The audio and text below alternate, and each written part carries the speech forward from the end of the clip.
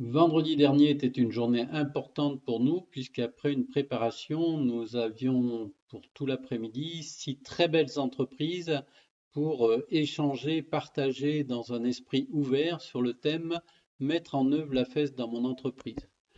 Nous avons eu un premier temps où Cas Savoir-Faire a présenté un retour d'expérience, puisque ça fait maintenant 8 ans qu'auprès de 35 entreprises, nous avons déployé des formations en situation de travail dans des programmes de formation.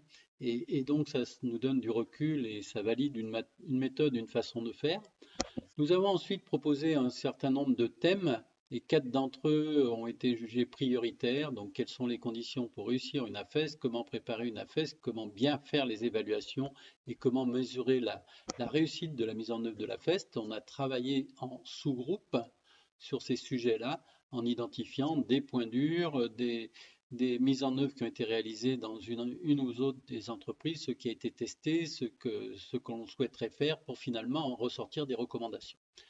En grande synthèse, on peut dire qu'il y a un paragraphe fondation, il faut convaincre la direction, travailler en mode projet pour avoir des objectifs et un calendrier et des moyens, et développer les compétences internes pour bien former. Ensuite, il est nécessaire de bien identifier les besoins, de créer les parcours correspondant aux cibles prioritaires, selon qu'on ait un problème de pyramide d'âge, de besoin de polyvalence ou des problèmes de qualité ou simplement des plans de recrutement. Et puis être précis sur les évaluations qui sont tellement importantes.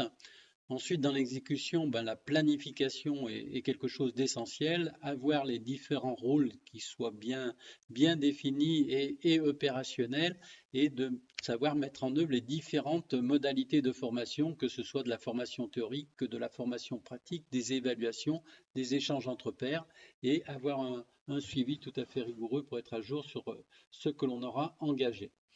Et il est important pour que cela perdure dans le temps d'avoir une dynamique d'animation qui permette de s'appuyer sur les résultats obtenus, de faire des bilans et de faire entrer cela également dans une boucle d'amélioration continue.